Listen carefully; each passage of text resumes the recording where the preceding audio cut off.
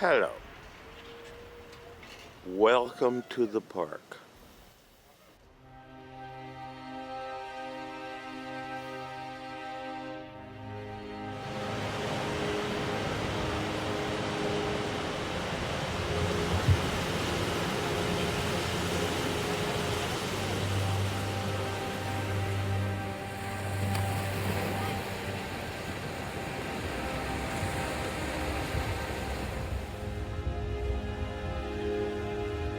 Living in Isla Vista is like living in paradise.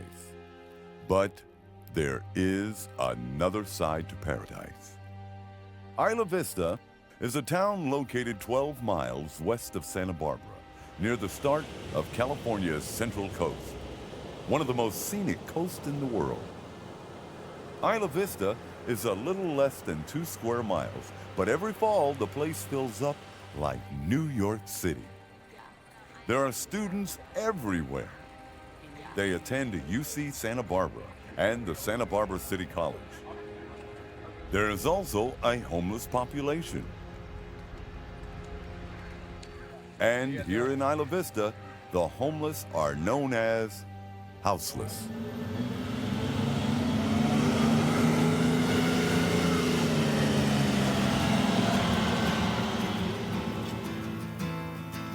This, and then it slows down. It looks like you can spread 39 cents. Oh, sorry. 39 cents.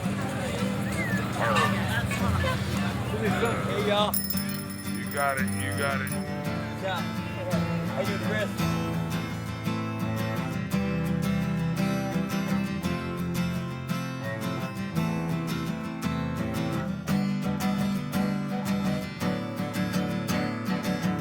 All right, hold it right there.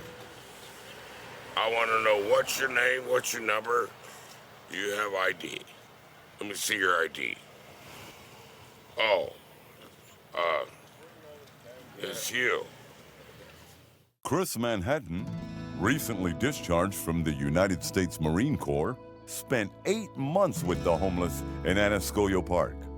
The camera lens gave him a new perspective on the college town of Isla Vista, compelling him to document the unique intersection of privilege and poverty, youth and weathered experience. The houseless are veterans, fathers, teachers, builders, and engineers. And they have a home. How you doing? This is Aniscoyo Park. Aniscoyo Park is actually a tree. One of these right in here. These are really big Aniscoyo trees. There's a lot of history in this park, and I'm one of the locals that kind of look in and out on the good things. Stuck out here. Although the residents of the park agreed to have their lives documented, nobody knew what to expect the first time entering their domain with a camera. Would an outsider be welcomed into their territory?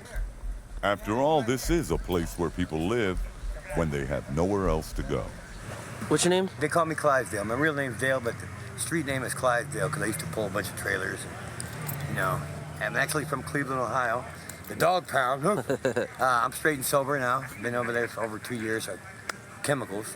Alcohol has been over 12 years. I might take a sip just to see what something tastes like, but ain't going there. He just woke up. He just woke up. Man, I'm not ready for this shit, kid. Leave him alone, man. He's all right. You guys knock it off. We're friends. No, they're not. They're friends. He just woke him up. What's your name? They call me the professor. The professor? Can you show me the table over there? Yeah, we got what they call a homeless barbecue going on right now. It's a whole bunch of different types of, some people need meds. People take care of each other out here. If that don't happen, then it's really bad. There's always chaos if we don't take care of each other out here. You look like fucking Shrek right now. I am. Oh, shit. Get away from me. I don't want no cucumbers in my ear. I don't want no cucumbers in my ear. But it's dinner time.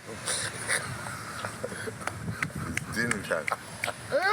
Okay, you want to ask me a question? Yeah, let's go over here to the bench. The first time Chris met the professor, he was laying in the grass, playing with a pet skunk. It was a hand puppet that the professor took with him everywhere he went.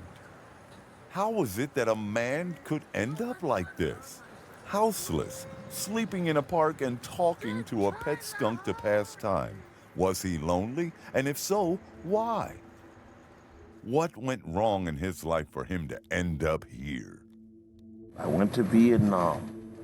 I had a major traumatic experience. I'm born 1950, and I ended up being 18 years old, and I went to Vietnam. I was a tunnel rat, carried gun. Tunnel, that's why I sleep out the way I live.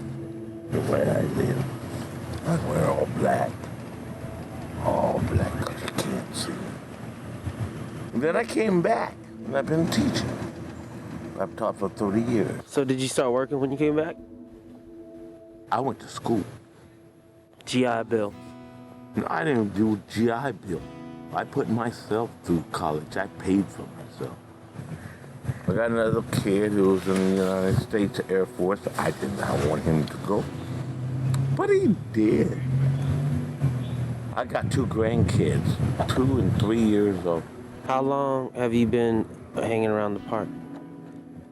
I've been in and out of this park ever since I burned that building down. The Bank of America fire that the professor referenced happened during a period of student unrest in February of 1970. Beyond that, the professor's teaching history has not been confirmed. The students of Isla Vista certainly believed that he was an actual college professor, now living in the park. The professor was known among the students for his stories, wealth of knowledge, and exciting personality. But underlying that, you could sense a sadness that the professor had lost someone who meant everything to him in his life. My wife died. Tell me about that. I was married with her for 30 years. I love you, Sheila. And I've been down. What happened to her? She got killed. And they killed her. I was gonna go get the guy who killed her, but I didn't do it because the cops told me it was no good to go get her, kill her. She lives here. We lived here. We lived in that building. That used to be called the Kellogg building. My wife is dead and I'm lonely.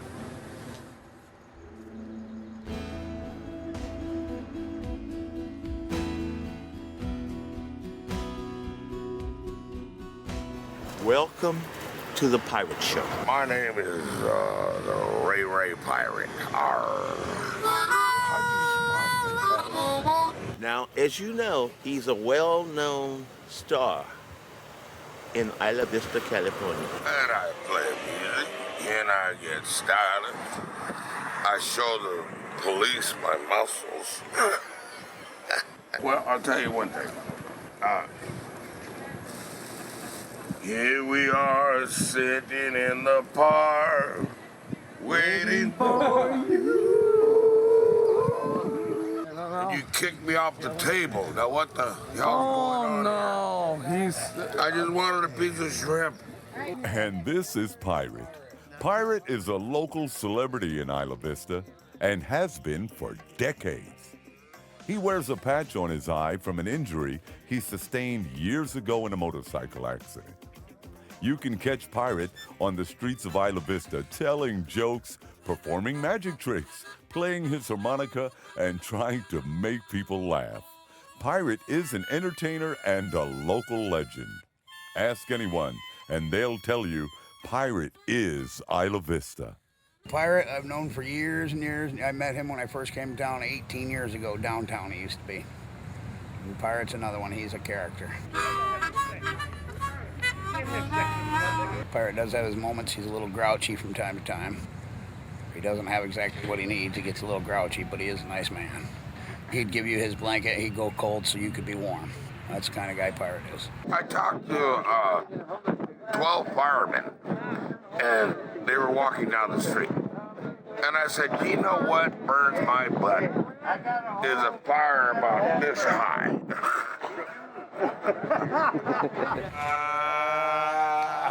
Don't hit me, Raymond.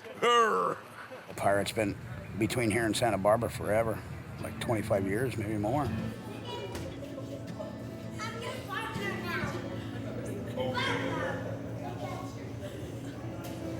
Oh, there he is. Get him.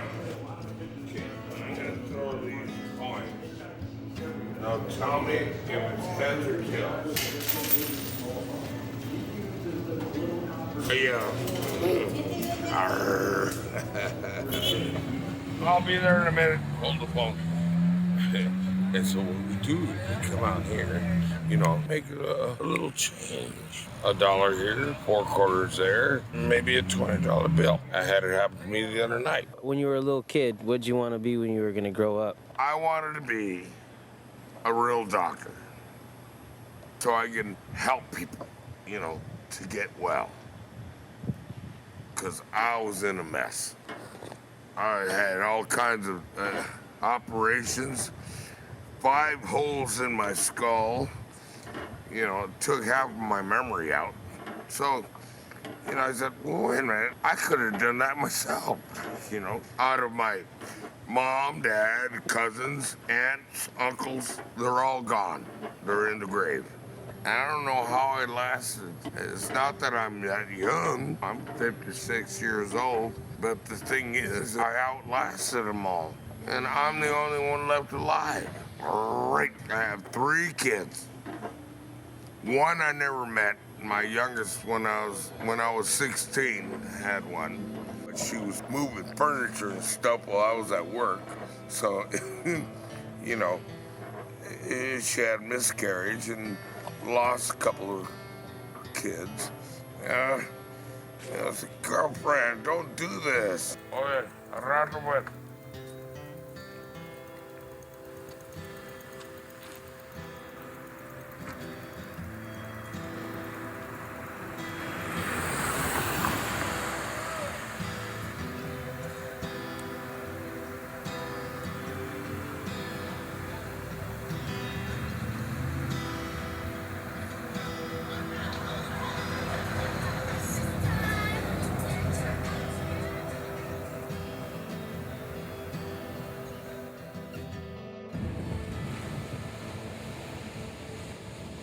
It doesn't take long for the students of Isla Vista to warm up to the houseless, many of whom are old enough to be their grandparents.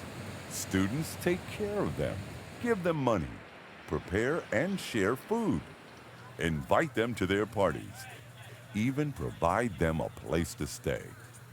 The relationship between the houseless and the students is harmonious.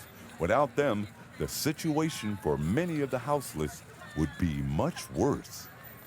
I think if you're gonna be homeless anywhere, it's an IV. There's so many college kids willing to give you money, willing to just party with you. Well, here we are at UCSB. We got all the people that are busy and brave. Well, I've met the pirate, and he was really nice. He said his name was Raymond, and then he said that he loved me. Everybody in IB knows him, anybody who's been there for a while. Yeah, I've known this guy for 4 years, and I have to introduce myself every time. What other place has a fucking pirate living in their city? Living the dream. They are living the dream. Oh my God. You really got an eyeball that's gone? I got in a bad freeway accident. I fell out on the freeway. No, it's not a joke. And he smoked a cigarette out of his eye, too. It was amazing. Hey, Wait, you look camera. good. I want to take a picture. There you go. You look good, pirate. Remember that. Hey, smoke a cig out of your eye right now. Smoke a cig out of your eye. Give us a show. Everyone, pull your cameras out. Here we go. Oh, fuck. Holy. Yes, the guy is a legend. What's up, girlfriend? Where's Robert? I want to see Robert. They like him. The girls say, where's Carms? And I'm like, what about me? Welcome to the wonderful world of Carms, also known as Robert Carmichael. He's an entertainer like Pirate, but Carms is more involved in the Isla Vista college life, partying with the students and even taking the occasional class. Carms has been around Isla Vista forever, and there's never a boring minute in Isla Vista when he's around. Hey, ladies, how you doing? Hey, you better take care of them ladies. Carms is one of a kind, man. He's a good brother, but he is one of a kind. He's a character, you know. I am Robert Carmichael. I am 44 years old. I grew up in Fullerton, California. And I've been to Berkeley. And then I came to the Central California, and I've never left since. Robert Carmichael, hi! I haven't known him that long. I've just seen him every day of Isla Vista. He goes to parties. He's a party animal. I just got a ticket to ride. We had a party at our house like probably 3 months ago, and Carms showed up. That's how I met him. The homeless people here, they're just like really friendly and like, I don't know, like people get like afraid of homeless people, I guess, in other places, but here they're like a part of the community and they go out. That's how I met Carms at parties, and he comes over here all the time, and it's really chill. Winky? Can I ask you a question? Sure. What do you think about homeless in Isla Vista? Do you interact with them at all? I mean, sometimes if they ask for money, I'll give them money, but I don't know. Like, I feel kind of bad for them.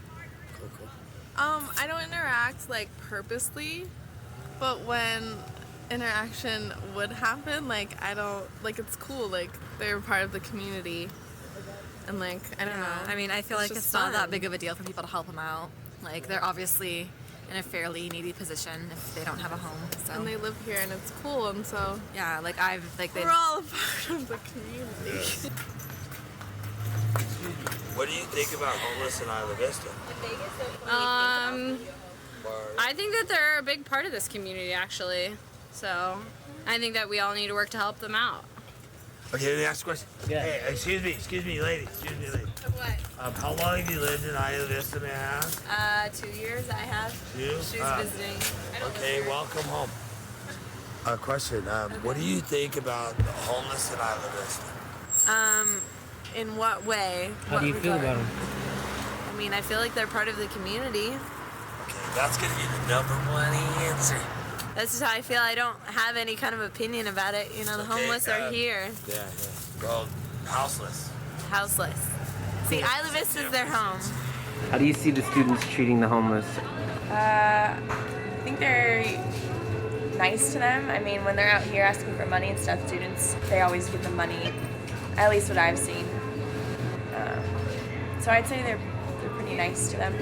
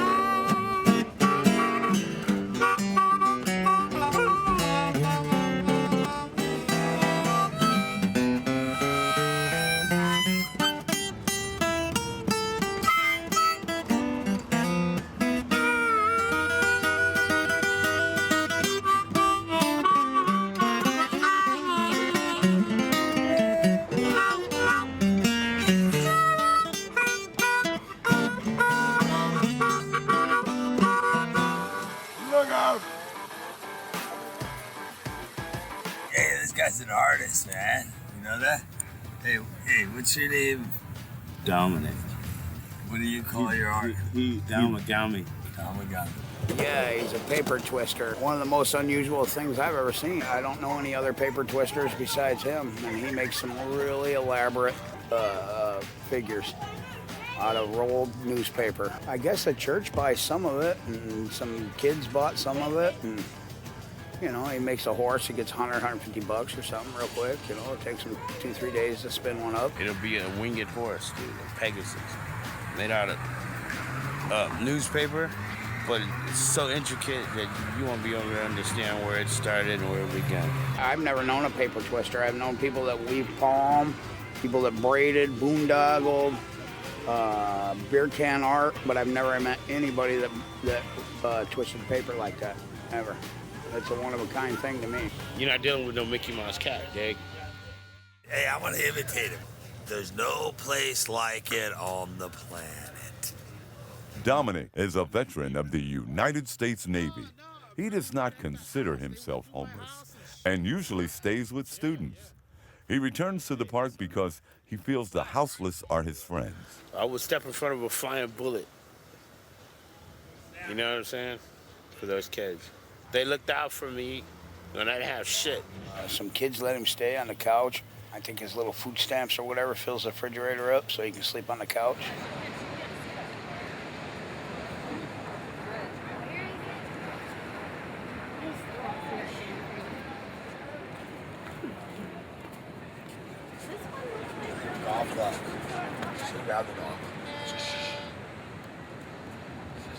Damn it.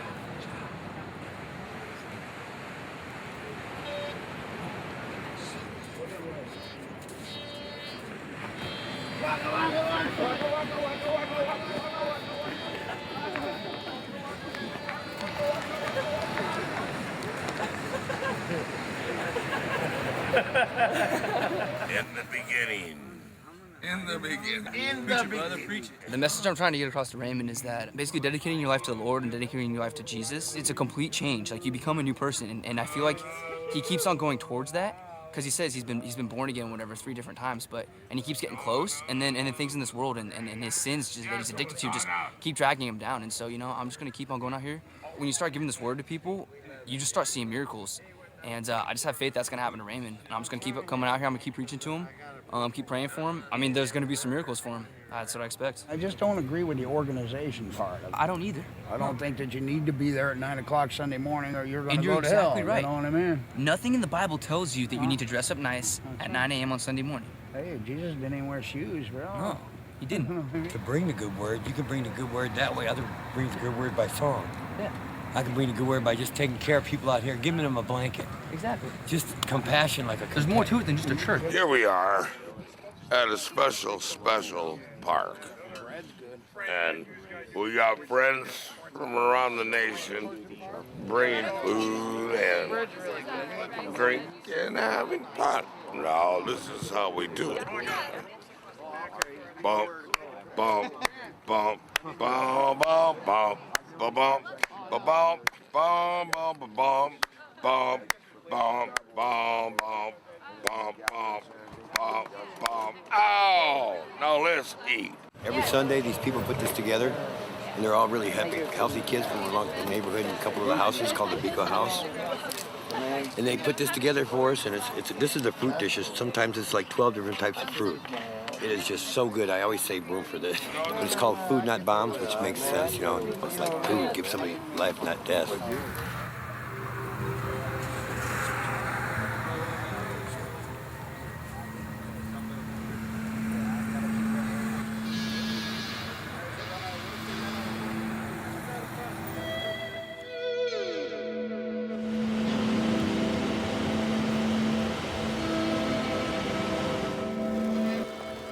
Well, I've been magnificent. You know, I've been out of trouble. I've been in trouble. And I try to run away from trouble.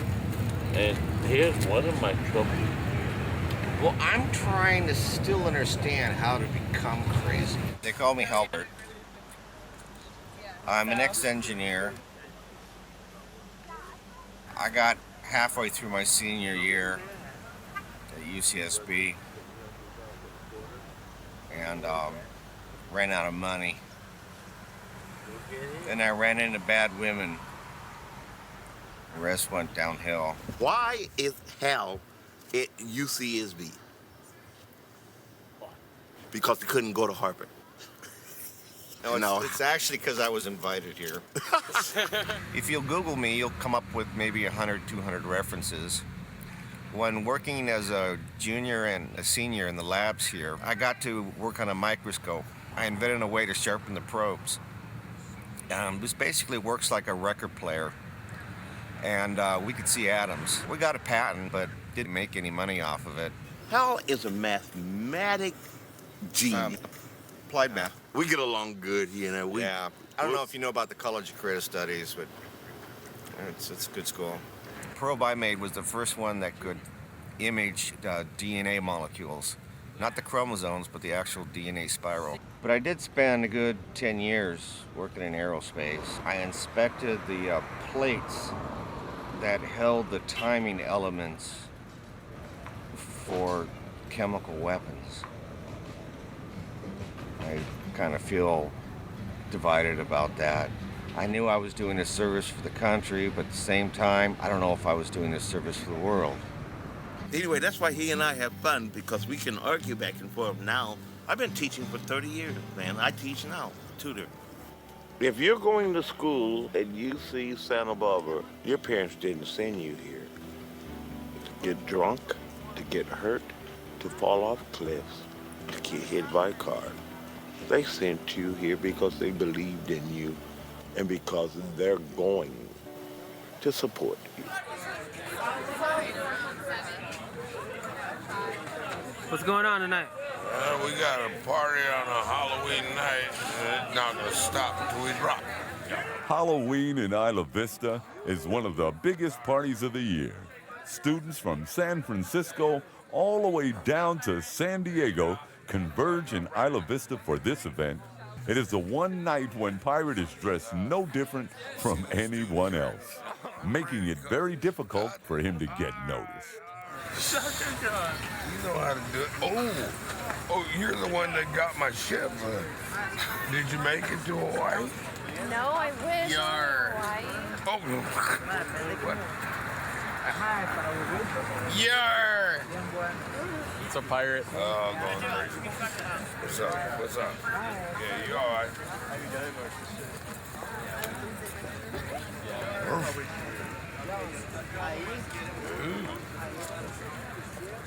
All right, everybody.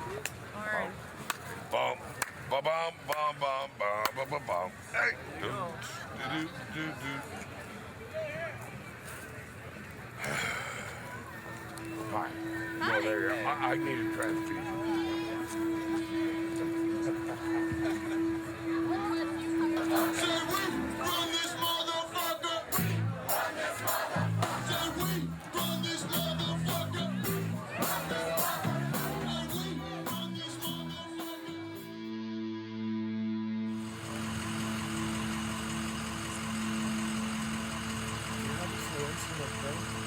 He said the professor threw bleach on him.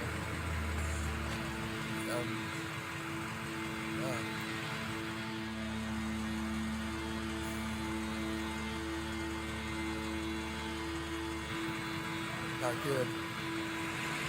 That's so fucked up. Why would they be messing with him?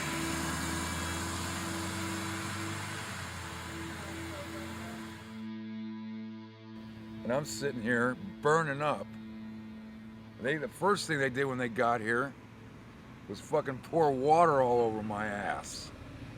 And then they got me in the fucking gurney and got me to the hospital and they hook up an IV to me. All right? And my heart rate is up. And I swallowed some of that shit. Then they're fucking putting Visine in my eyes. They took good care of me.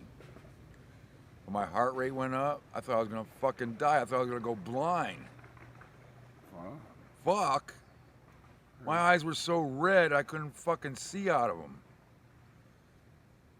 And that little fuck, he went across the street, ripped off a bottle of Clorox, came over here, opened the cap, and squirted it at me.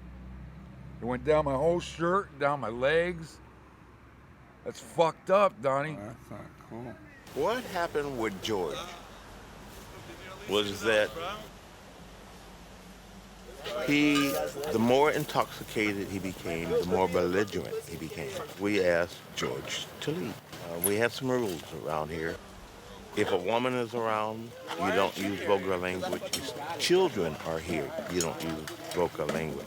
He was just getting too out of hand, too hard to handle. He wanted to fight everyone for any reason. Didn't matter. And everyone just thought the park would be better without him here. They gave me this to open up my lungs because I swallowed Clorox.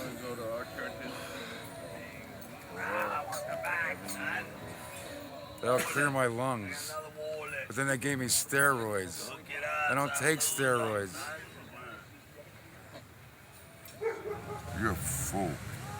You know what, George? I don't give a damn about what you say. You're not as smart as I am. You're not as intelligent as I am, and you're not talented. Now, you might be angry with yourself, And there's nothing I can do about it till you improve yourself. I'm covering his man. Thank you very much. I'm not gonna steal your phone, you fuck. You're a bitch. Why are you mad at me? I didn't push you. If you ever do this again, I will fuck you up, boy. You're lucky that you're a fucking clown, you fuck. Where are you gonna sleep tonight? I don't know. Who gives a fuck? I give a fuck, okay? Well then, sleep with the fucking bitch. Because this is a goddamn human being, all right?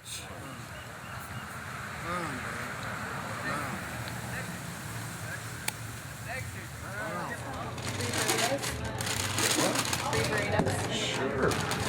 If you got some free ones, why not? Perfect. They're left over for the next Still warm, it's still warm. Just took them out. Sweetheart. Hey, you got food. How often do you guys give them food? We try to see if there's anything left over at the end of the night, and then maybe, I don't know, every night I try to. If there's anything there, but How long have you been doing that? since, I don't know, really long time. Passes on down through the managers, so. What's the hardest part about living in the park? Hardest part about living in the park, I do believe, would be Isla Vista Foot Patrol. The Isla Vista Foot Patrol and the UCSB police have a strained relationship with the houseless. While the students of Isla Vista and the houseless coexist harmoniously, the Foot Patrol and campus police are focused on enforcing open container laws, which see many of the houseless ridden up, taken to jail, and released, only to return to the park to drink again. Raymond, I gotta write you a ticket for drinking that alcohol, okay? Where? What? Over here at the bench. We watch it. Let's go. Come on. Cam's trying to clean up there.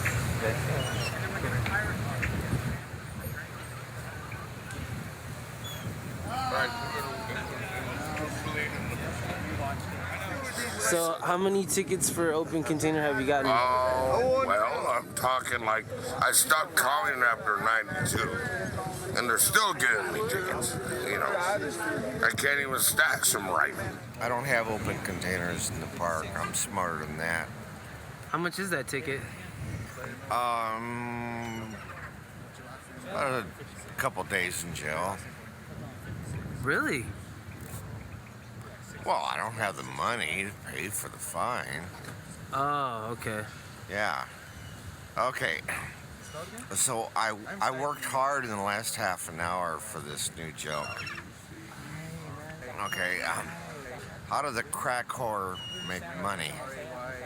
Uh-huh. She used her crack. I have to apologize for that joke. I mean no offense to women. But I still think it's funny. That was offensive. Well, okay, technically it was offensive, and I apologize to women. Alright. But, anyways, you know, it's kind of hard to come up with new joke. Cop didn't have the pen. And I said, here, you can borrow my pen. You want to write me a ticket. He wrote me a ticket with my own pen. I couldn't believe it. You're going to go home to a room, a bed, or whatever, and take off your guns and belt and whatever, you know. But, dude, I'm trying to live, you know, in the streets. You don't understand this, do you? One day, you're gonna see what it is to live in the streets. Guaranteed. George, what are you doing on the ground? Mr. Woods. Yes, sir. You're drinking. I feel good. George, I'm not drinking. You're not drinking today? Nope. I've been drinking Not for 3 drinking days. that shit. Huh? Yeah, but you've been drinking a lot. Your shirt always likes talking to you. Oh, guess what? Well, listen, though, sit on the bench, sober up for a while, okay? No more drinking. No more. You're just gonna end up in jail tonight. Sit there and sober up, okay? Just relax for a while. Okay, I don't drink beer or any of those. And they said you can't do that anymore because you're going to continue. I hope not. To pass out. That's right. And so, and what happened was, I just looked out because the layman thought I had a seizure. But what really happened was I had high blood pressure, and I got dizzy, and the pill overreacted. So I went to Cottage Hospital here in Goleta, and I was there for about 2 hours. And they rehydrated me. So you're all good now? Yeah. All right, Mr. Woods. I still want to see you well, you know? Yep, I know you do. All right, I know you You're can. my one goal. Okay. All right. I won't let you down. I hope not. It'd be your best day when you catch me. Oh, no, don't. You see here? I didn't hear nothing. Yeah, they never catch me, man. It'll be your best day when you catch me. That's right, You're like, I know, I'm going to tell him about to run. That's tore up. Yeah, get out of the garbage, man. Get out of the fucking Oh, garbage. they threw my beer away. What do you think they were going to do with that? Frame it? I think it's... Fuckheads. Damn it. Well, at least the cops are gone now. Bye. Have a good day. Are you up on your depends? Have you been taking your Geritol? Have you been taking your fuck it all? I mean, you got... Are you Damatol. We had this discussion about B-grade shit in our history. A B grade. B-grade things. And one of our favorites was the Japanese Oriental B-grade karate movies, where they would go, I've traveled a long ways. You killed my brother. I must kill you now. But first, we must eat. Angels. Angels. This shirt right here only lasted 1 year because they didn't like the shirt. But it wasn't the shirt, it was the hat that they didn't like, not the shirt. This right here is money, man. It's money. What branch of service were you in? In the Marine Corps. Is that right, Marine? I was in the Marines too. Yeah? Let me see your face. Semper Fi, Marine. Brother. Oh. You find a lot of military veterans like Lorenzo in the park. Service members, particularly those who suffer from post-traumatic stress disorder, make up a disproportionate percentage of the homeless population. Where did you get stationed when you were in the Marine Corps? I was stationed in North Carolina. Jacksonville. Yeah. And then I was an MP and then I went overseas, man. So your military occupation was MP? MP, exactly. But see, the point is, you can be a cook, you can be an MP, but you know what? You gotta go out into the bush, man. Yeah. You know what I'm saying? So, you gotta go out there and kick ass, or your ass is dead. I really want to skip the military part, man. My son was in Iraq, man. Really? Yeah. So your son is still alive? Yeah, thank God. When I was a kid, my parents forgot to leave me lunch money. And there was nothing in my house, so I spread it in mustard on my bread. And I didn't have anything to put in between it. So I went out to the backyard and I picked some green grass and I brought it to the table and I made a green grass sandwich. Oh my God. And it was so good. And then I ate it. It was feeling.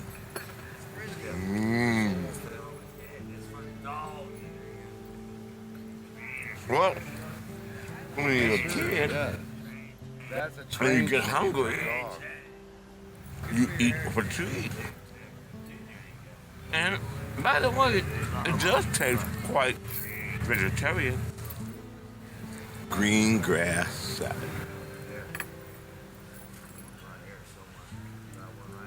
Remember what we talked about? If cars can eat it, people can eat it. Many of the houseless were once successful and then lost it all. The death of someone important caused their lives to spiral down into depression and alcoholism. My opinion, for people to wind up in this park in their situation, I would say 95, maybe even more, maybe 98% of it is alcohol. Alcohol is the biggest factor in this particular park. Now, every town has a park, but this particular park, alcohol is a factor. There's not a lot of drugs here. There's a little bit of reefer. They smoke a little bit of weed, but you don't hear crackheads or junkies or anything. There's nobody shooting up in the bathrooms. It's crazy because these guys are really early morning drinkers. And I see them get shit-faced before 9 o'clock in the morning, man. Falling down shit-faced before 9 o'clock in the morning. What's the earliest you've seen them start drinking? When I open up at 7 a.m., there's usually people outside waiting. They'll grab a coffee, and then they'll come back 2 minutes later and get beer. So, like right at 7 when we open usually, you can find someone here. To me, it's crazy. But I've been there, done that. I just don't do it anymore, you know. I still drink, but I don't get falling down shit-faced. There's no future in it, man. I was doing really good. I had a big dollar job. I had a house for years and years and years, and I lost my wife, and I gave up the house and told my boss I was going for a walk. And I wound up here in the park in Ivy, and I've been here for 7 months. Like 15, 16 years I painted houses here. Worked for a bunch of different contractors, worked for myself for a few years. Had it going on, had a nice place, and freezer full of food, and dinner every night, and the whole show, you know what I mean? Used to watch Jeopardy and all that good shit, man. But once my wife passed, I kind of threw in the towel for a minute, you know? That's Stanley, Fuzzy Wuzzy. Stanley is a great, great man. He's nice to everybody. Everybody, period. He's pretty fucked up physically, as you probably well noticed. From what I understand, Stanley had 3 back operations to try to fix his problem, and they couldn't fix it. And he told him to stop cutting him up years ago. He had his 3rd operation and it didn't work, and he just said, no more, you're not carving on me anymore. And that's why Stanley's in his disability that he is, because they chopped his back up. Stanley comes and goes, you know, he's from the north, and I've known him for maybe 4 or 5 years now. And he bounces back and forth. He goes sometimes down to Mexico, back up to Washington, Montana. He just cruises around. Stanley has more money than you do. Trust me, he's well set. And he gets a disability and his settlement every month.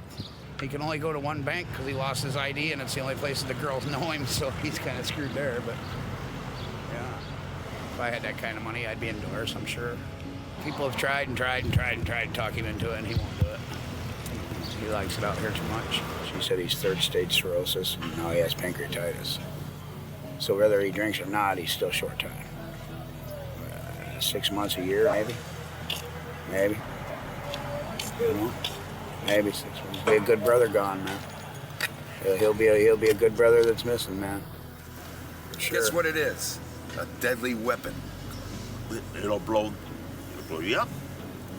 It's a deadly weapon. And you can kill it and get rid of the evidence. Always do. What would happen to make somebody drink? My personal experience is being married for 17 years and my wife passing away. And I just started drinking really heavy ever since she's been gone. Now, I don't know everybody's particular story, but I know there are a couple other people here in the park who have lost significant others. And alcohol helps them get away from that. The truth about the professor is that he's killing himself on vodka. For the man that's supposed to be so highly educated, he should know better than what he's fucking doing. I've seen it just since I've known him a couple years, and he used to be able to drink a lot, and then it got to where he could only drink half as much as he was, and now I see him in the mornings now, he gets shit-faced off 3 or 4 drinks. That means your liver's not processing the alcohol. Fuck you guys. You're my best friend, and you would never let me die. And she was the best friend. But these motherfuckers never left me alone. They want to drink themselves to death. It's a matter of attitude. Why do you drink? You cannot deal with a person that wants to die. But I was trying to get, a phone number, an address, something that I could get a hold of. We're gonna call your son Raymond, who you haven't talked to in 23 years.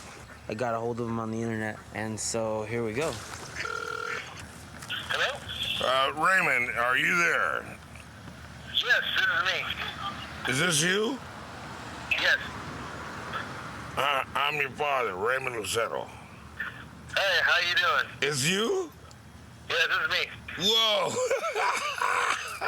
This is great. How long has it been? Almost 25 years. I have no idea either. Oh, man. I heard you were in the military and stuff. Yes. Yeah. I'm in the Army. Mark and I are both in the Army.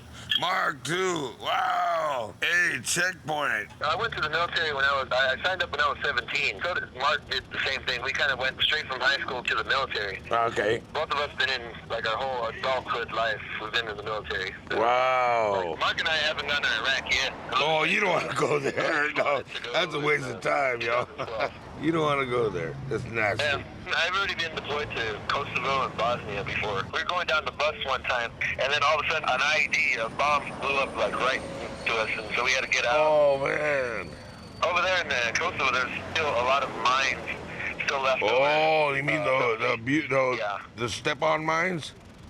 Yeah, exactly. And the herders going along the side of the road, and boom, some will blow up right there. Right. Whoa. Now, I heard you had 2 sons, or two children. I have one. I have a son. One son. What'd you name him? Raymond. Okay. His name's Raymond as well. Arr. This is how we do it. I have a picture of you and my mom and me when I was, I think, 1 year old. Great junior. Looks exactly like me when I was that age. Remember when I left? You were 7, Mark was 5. Remember when I came back a year later? I was in this Christian organization, and you guys didn't recognize me. And I left Pomona, remember, on a bike, and went all the way to Ventura. Took me about 2.5 days. Yeah, didn't know where I was, but I made it. Now I landed here in Isla Vista, which I like. You know what, son? I miss you a lot. You remember my mom, Rachel, and my dad? I think they're gone now. I'm not sure. And I lost so many people, all my family. The only one left is you guys.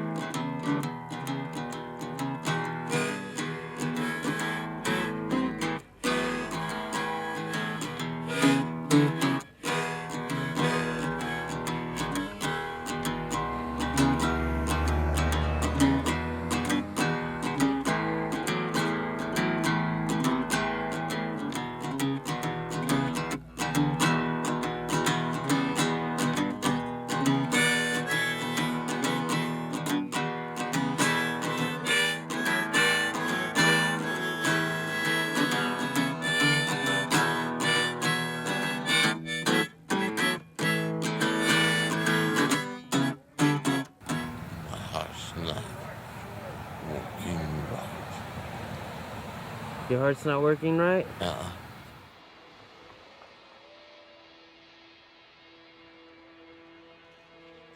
Hi, this is paramedic dispatcher. What address do you need the ambulance at? Across the street from the Isla Vista market.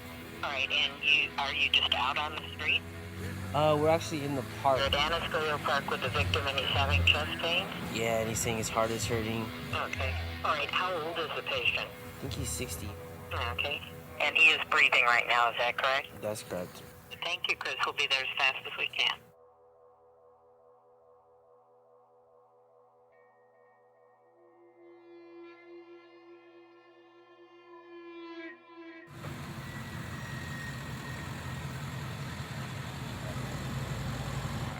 Your heart's hurting? Let's grab the stretcher. Okay, how long has your heart been hurting for? It just It just started. Oh, professor's okay. There goes the professor. I never went out in the stretchers. But if I keep it up for the next 20 years, I probably will. I don't want to end up like that.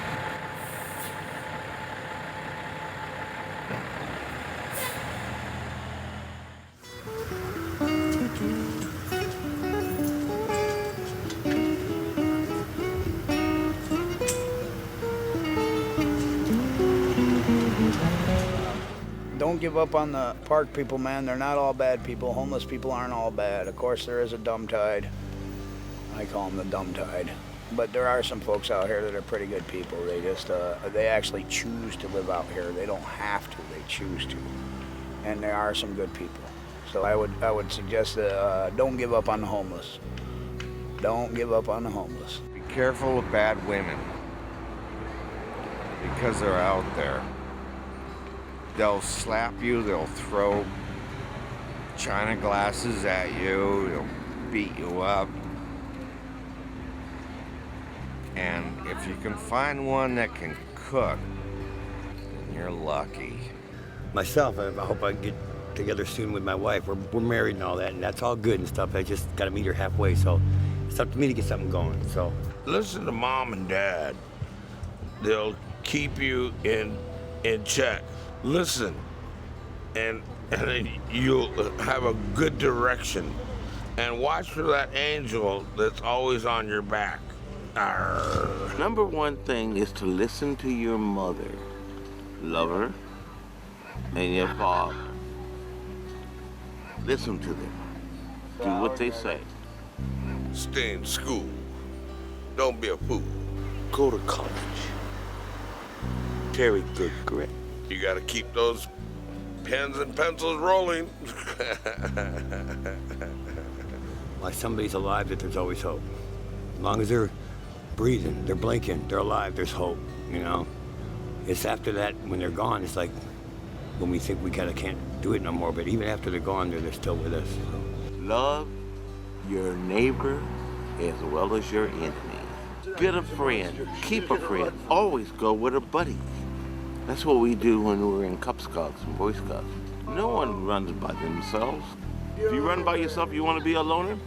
Okay, things going to happen. And that way, you don't end up in the park. Because if you end up in the park, it's not good. I'm not homeless. I'm houseless. Well, the reason it's not homeless is because the earth is our home. You're not homeless, you're houseless. Citizens of the planet Earth. Where you headed? I'm going to the library. Maybe we can all get together and do something, you know. Boom, boom. Turn on the lights. You know, wake this world up.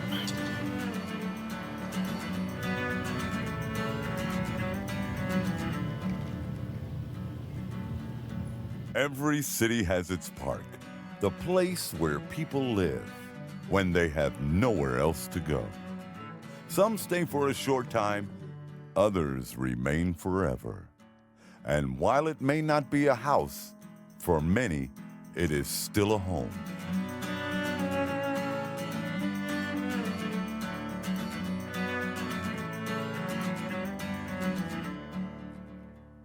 You're thinking of this situation here as something abnormal, out of the grain of the conforming route, different. But in reality, what you're seeing here is a lifestyle that your great-great-great-grandparents and forefathers, they lived like this. Most of the time. I mean, they might even had houses, but they were hardly ever at their houses. The men didn't live at home. Men had things to do. They were in the field sometimes for weeks at a time. And they lived in places like this. When you talk about being homeless, and I'm serious about this as we look into history of how the first pilgrims came over and built their lodges and stacked all their stuff. There's a guy named Thoreau who wrote a book called Walden Pond. When you sat here in IV, We got turtles and wolves, coyotes. We got all kinds of animals. And then we got fools. But it's a beautiful place to live. Everything seems just to come together here, you know? Whether you got anything or not, you really don't go without. And if you're hungry, you're gonna eat. If you're thirsty, you're gonna drink. Whatever, you know, it's a magical spot.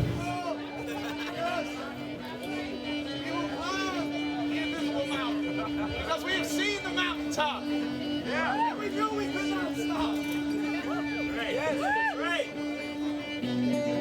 Valley down below.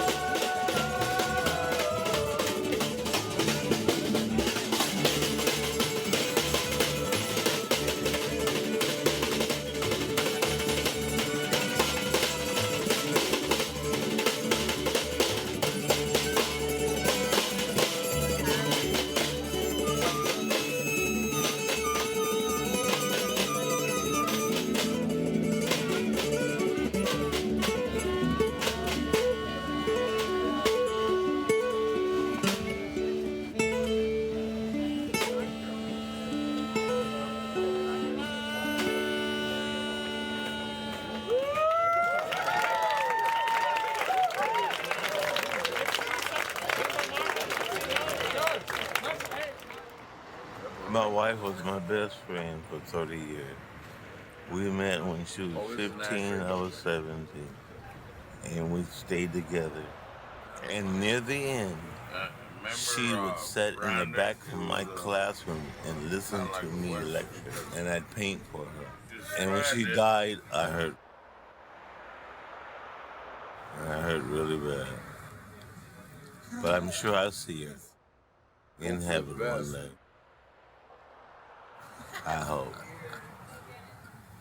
I love you, Sheila.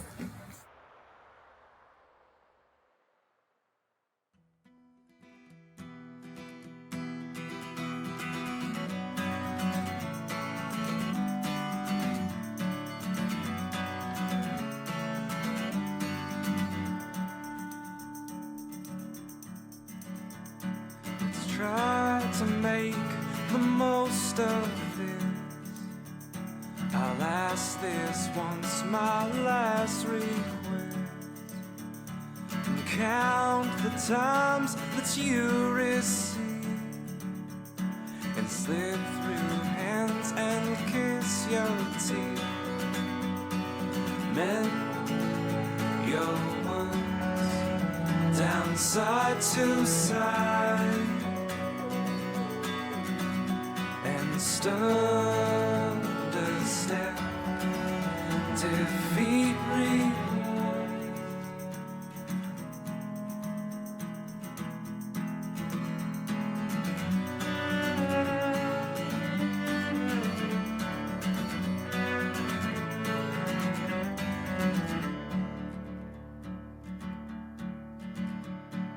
When your words spill out in rust, they billow out and rise in dust.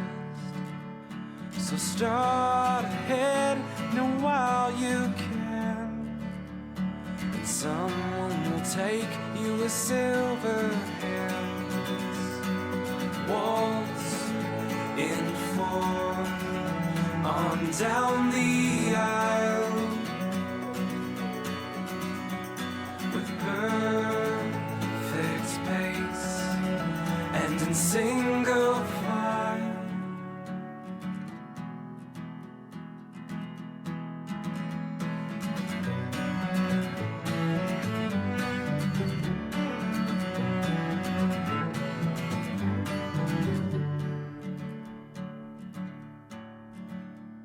With pattern plans to mend your streets, they rise in form beneath your feet.